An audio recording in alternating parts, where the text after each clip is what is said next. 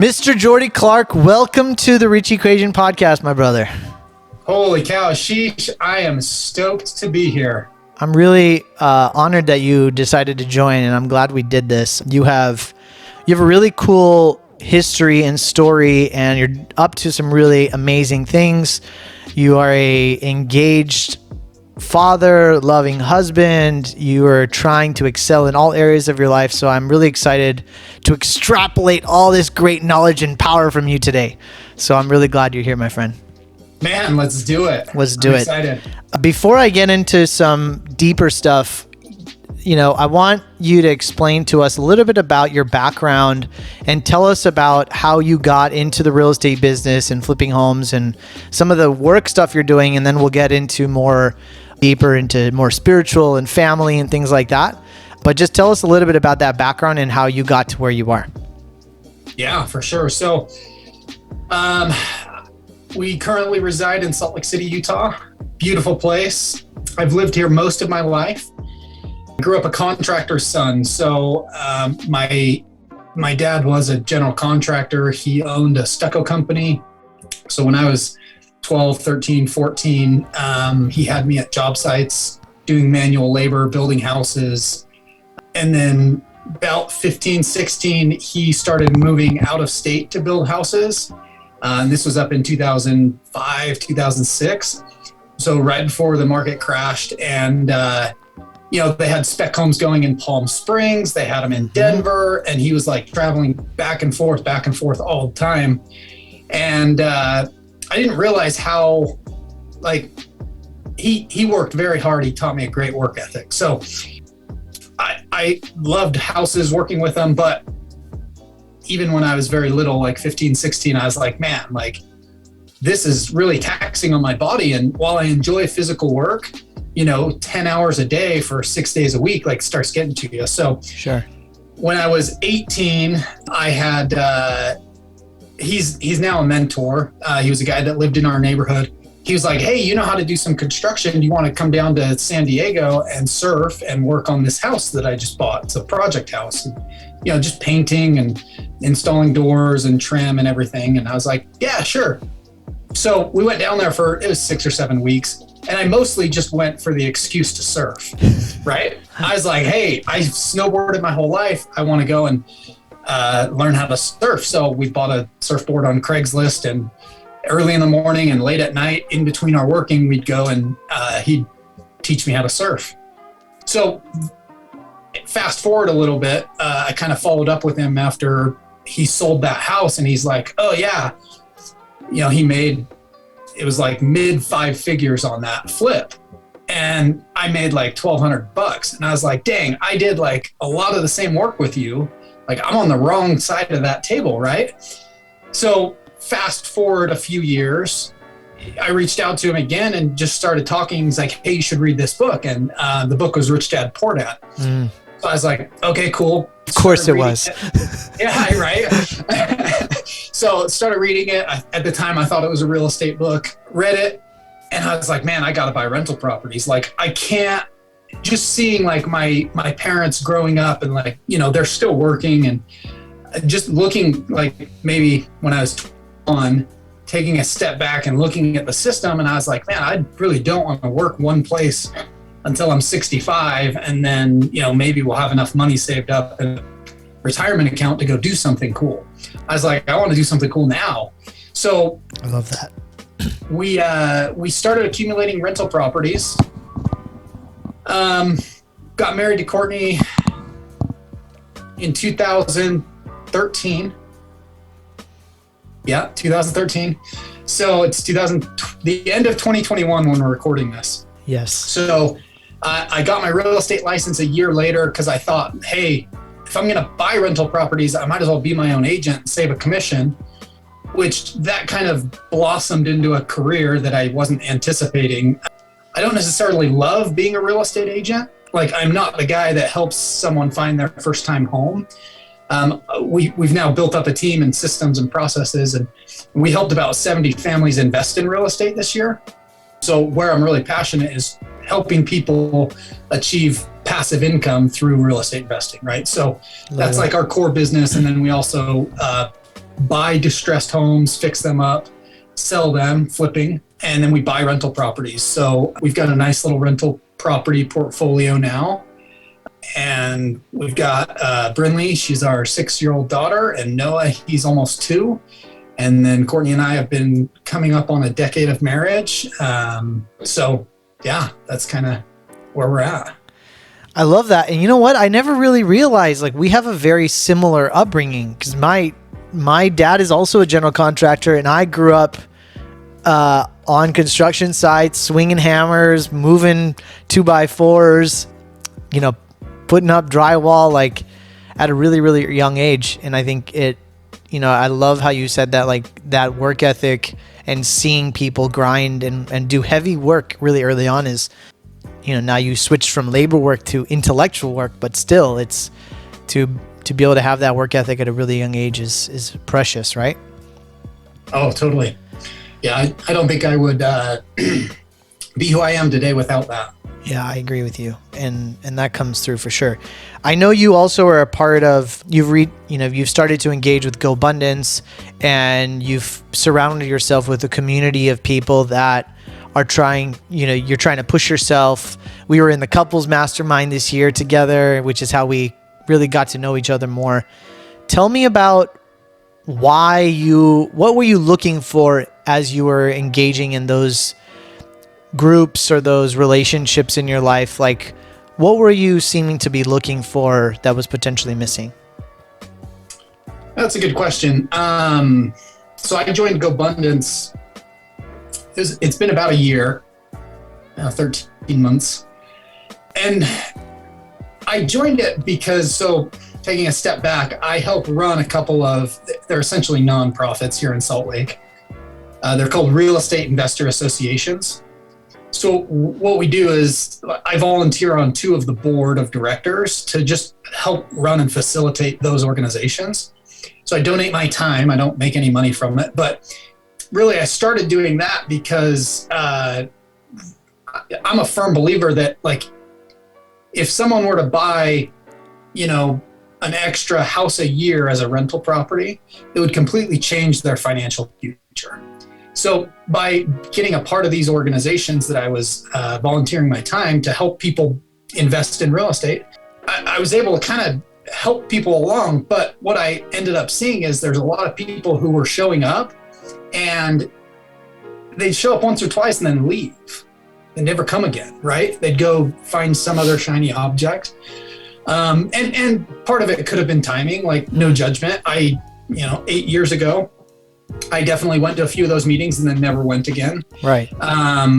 So it could just be the season or the chapter of life that you're in. But I was looking around and I was like, man, like, I know all the big players here in the real estate investment world in Salt Lake. Like, I kind of want to be a part of something where there's really no one who's doing what I'm doing here, but they're doing what I'm doing in different areas of the country. And I was looking around for different masterminds, just of, like, business owners, right? Because even though we have a lot going on in real estate, really I own businesses. Right. So yeah, people forget that real estate is a business. Oh, totally a business. It's 100% a business. So, you know, we just happen to own a few of them that touch different areas. Like Courtney owns a staging company, so they stage and furnish vacant homes. I've got the real estate team. We've got a flipping company, and then we've got all of our rental properties. So 4 companies, kind of that all a little ecosystem. But yeah, I was like, I want to grow and expand. And really, I feel like I kind of hit a ceiling of just the collaboration here locally, because I kind of knew what everyone was doing. And I was like, no, I want more. I want to go to the next level. And so that's when I joined GoBundance. I was looking for guys who, you know, didn't want to just be awesome in business, but they also wanted to be awesome husbands, awesome fathers, great in their community back, and just so much more, so much of more of a whole life millionaire, right? Versus just like, oof, I like that. A fiscal millionaire. Like you have $1 million versus like you're at the $1 million level at every area of your life. I love that. And that's kind of what GoBundance pitched, and it's turned out to be true for the most part. It's amazing. So what are some of the things that you've learned that perhaps you didn't expect in being in a community like that? Like trying to up level all of the aspects of your life, not only your balance sheet, but also your personal balance sheet, your relationship balance sheet. What are some of the things that, like, was it more work than you thought? Was it easier than you thought? Was it something that just came more naturally? Like what did you experience? That's a good question. The biggest thing that, at least for me, I experienced was I was going to say I still do to a degree, but not comparing myself to other people. Because I think a lot of times in life, we go, oh, well, so-and-so's doing this and so-and-so's doing that, but I'm not doing that, right? And you rob yourself of so much joy in this life by comparing, your blooper reel to everyone else's highlight reel. And what I realized when I got in these rooms in the couples mastermind and GoBundance and people who are performing at a higher level, the goalposts are always moving. And if you don't stop and have joy along the way and just go, okay, this is where I was at last year and this is where I'm at this year, and just comparing yourself to you, I think is the biggest takeaway that I've seen in these masterminds is people who want more to, it's not necessarily because we want more money or we want more things. Yet, it's sure we may want them a little bit, but what we're looking for is we're looking for a higher version of ourselves. We're looking to create more. We're looking to create something different, right? Because like we only get one life. So why not try to create and manufacture greatness instead of just mediocrity, right? So the biggest thing I think I realized is people who are performing at a higher level, they're not focused on what anyone else is doing. They're just focused on who they are versus who they were and who they're becoming. One of the things you said that really struck me big time, and this was many months ago, you said that one of the things that drives you the most is that one day when you meet your creator, that you don't want them to look at you and say, like that you didn't do what you were made to do, or you didn't do everything that I created you for, or something of that sort, right? You can say it again in your own words. Yeah. But so what I want to ask you about that is, like, I love that you've created, and I do want you to say it yourself, but I love that you've created that internal motivation in yourself, and I want you to tell me how that drives you. Okay. So the sentiment really is we're all going to pass away and meet our maker, right? Whether you believe that's the universe, God, whatever. I believe one day I'm going to meet God. He created everything we have. He put us on the earth for a reason, and he's going to show me who I could have become. And I hope that I'm looking at a mirror image of myself. Because I think the greatest failure would be if I didn't become who I could have become. And part of that just goes to living with no regrets. Right. When we were just on a short little retreat with my wife and her business partner and her husband, and they were contemplating some stuff in their business. And I told them, whatever you do, I want you to make sure that you're making the right decision for you that you're never going to regret. Right. And I look at that in every aspect of life, right? Am I spending enough time with my kids? I don't want to spend all day with them. They would drive me nuts. I would drive them nuts. The time I'm spending with them, though, is it intentional? Am I present? And I'm not perfect, yet I'm always striving to maybe be a little bit better than I was a month ago. So I look at that in every aspect of our life, and I'm constantly questioning, am I doing what I'm supposed to be doing? Mm-hmm. I love that. And you're very aware about that in all aspects of your life. Is that something that's new for you in the last few years? Or like, have you always sort of had that as part of you? Like, I know we did the couples mastermind, and I got a ton of benefit out of that and focusing on that part of my life. Like, you know, as high achievers, we often identify ourselves as our work and not as husbands or as fathers first. Like, it's always like, oh, I'm a real estate guy or I'm a businessman or what have you, right?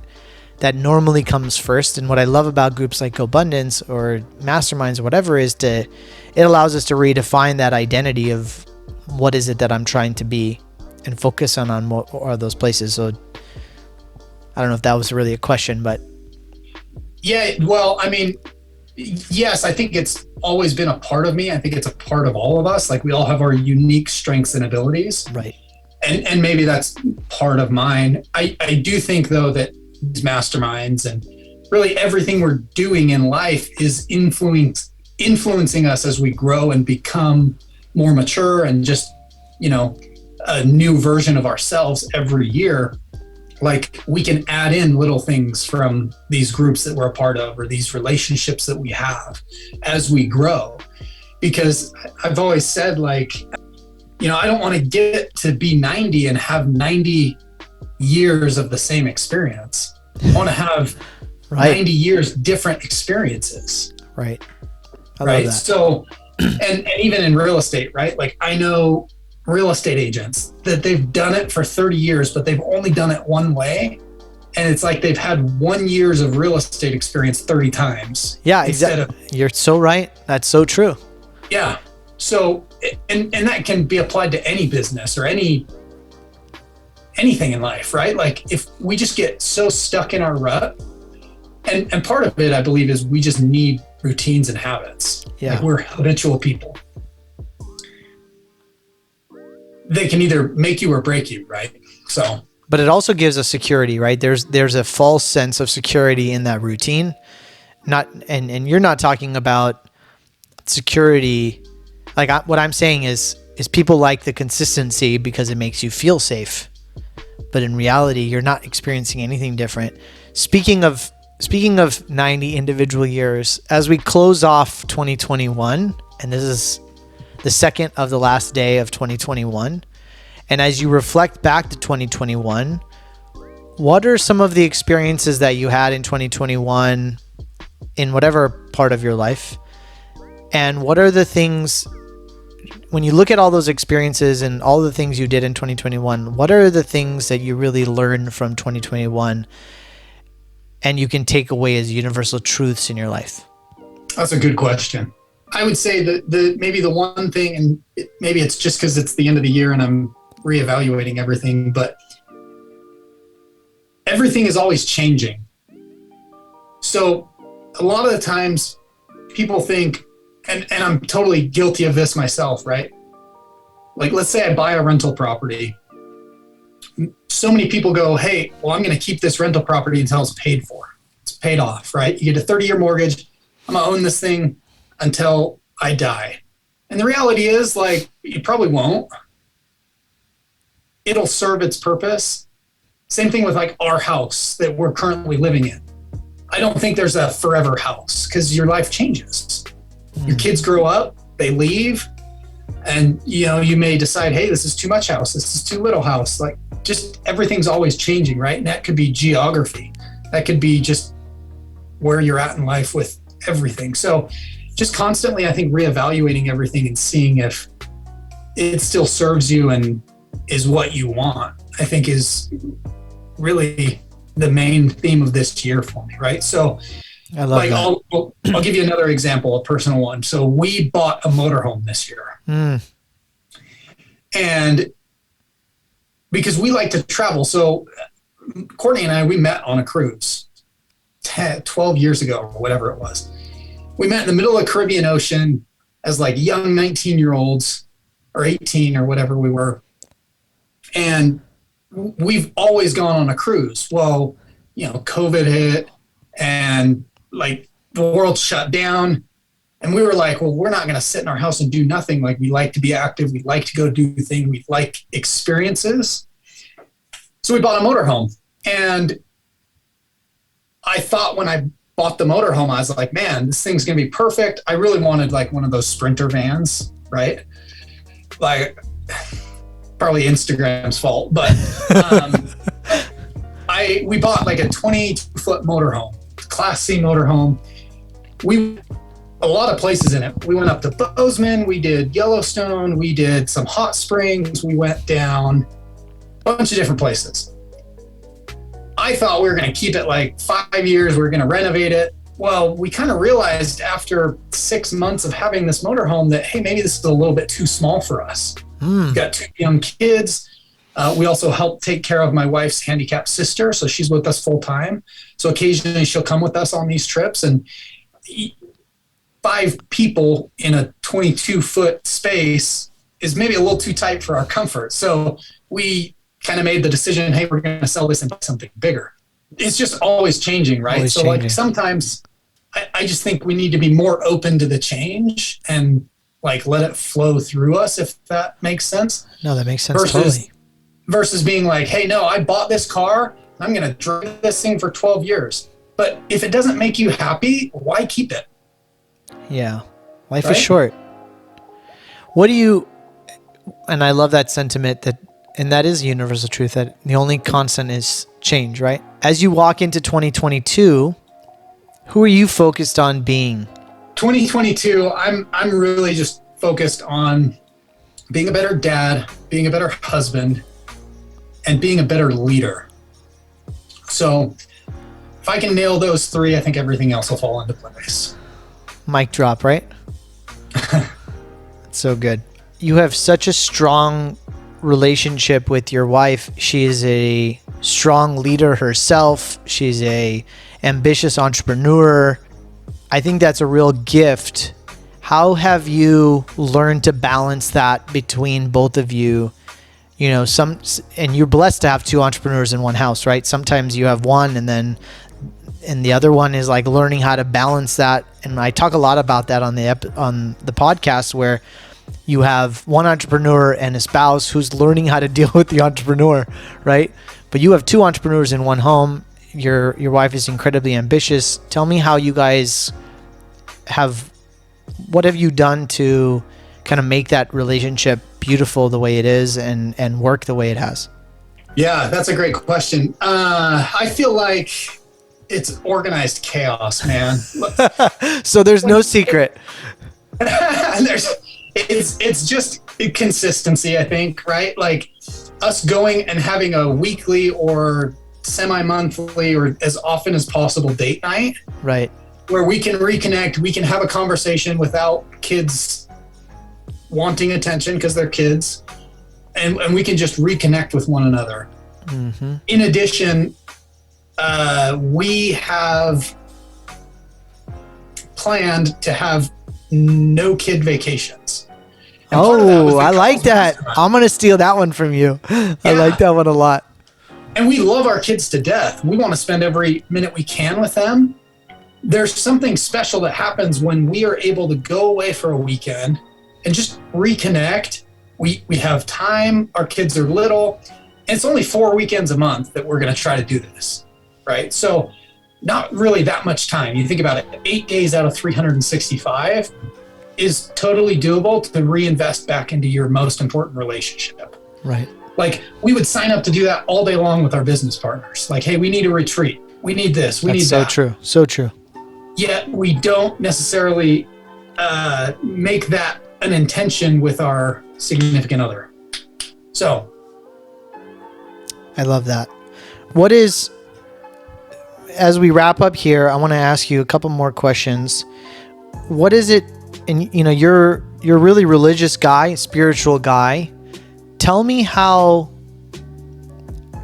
you use that as in your entrepreneurial journey. You know, we live in this material world. We are high achievers trying to accomplish great things and living outside in this outside world.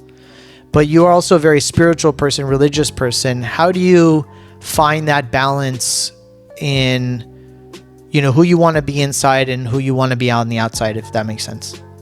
Yeah, that's a great question. And truthfully, I don't view them as different. because I view that, we are placed on this earth to have a mortal experience. We're going to return to our maker one day. And like, we can't take any of the cars, we can't take mansions, we can't take yachts. Like, everyone comes in the world the same and everyone goes out the world the same. Right? Yet what we are, I believe, is a collection of our memories, of our experiences. Like, that's who we are, right? And we also have like our personality traits, and that's maybe our soul. But this is kind of all journey, right? So I kind of tend to look at it like there's a balance in everything we try to do. So we give back more than 10% of our income every year. We donate part of that to our church. We donate part of that to other causes. And we don't even tell people about that, right? So there's that aspect. And then we also pertain to a religion, and we go there every Sunday, and we, adhere to those principles that they have in that. But I mean, at the end of the day, like, I think it just all comes back to, we're going to meet our maker one day, and we're going to have to account for everything we did, good, bad, and indifferent. And we're just going to have to, when we make these choices every day, every week, every month, like, that's who we're becoming. It's just adding or subtracting to what we are. So really, I think it's more just like, I don't think there's anything inherently wrong with a Ferrari or a yacht. That brings someone happiness. It's the meaning that we attach to those things. Yeah, exactly. And it doesn't necessarily change who you are. Money just makes you more or less of what you are, right? So like, if you're a jerk, you're just gonna be a rich jerk. If you're a really great guy, you're gonna be a really great guy with a lot of money. Like, you can do a lot of good in the world. And at the end of the day, like, we're all in it together. So I don't know that I disassociate the two. I love that. Material and spiritual, because I think it's all in harmony, packaged up. Yeah. What keeps you up at night?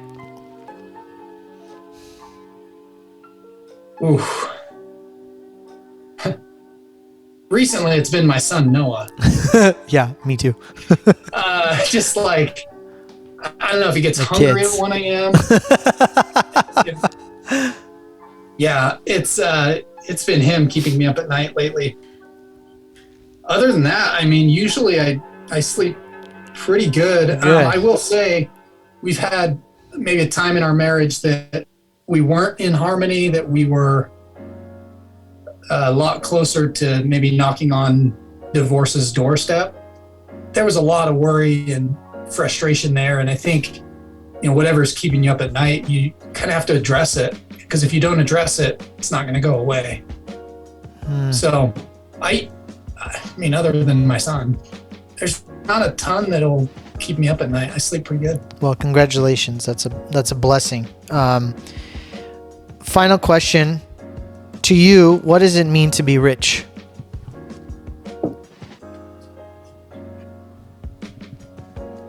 It's a good question. It can mean so many different things. I would say,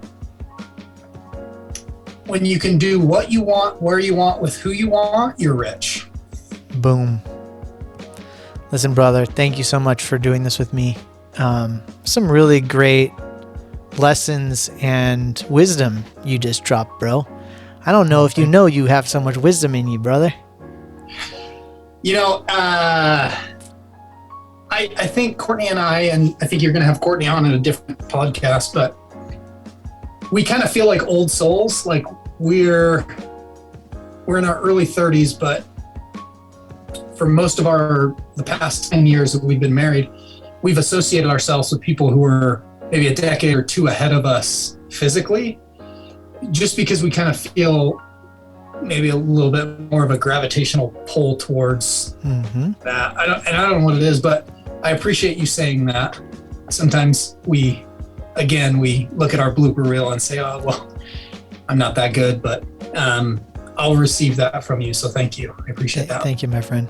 Well, I just want to wish you a Happy New Year and all the blessings and abundance you want in all of 2022 and the next 70, 80 individual years that you're going to live, my brother. And I look forward to the future with you.